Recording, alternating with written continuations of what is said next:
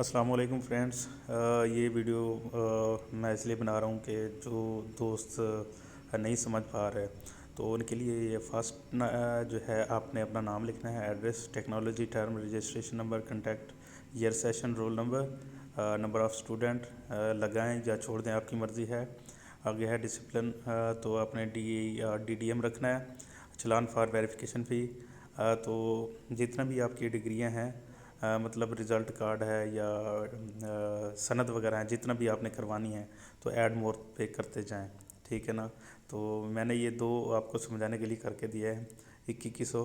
तो आप नीचे कैप्चा फिल करना है और आपका चालान जो है वो जनरेट हो जाएगा।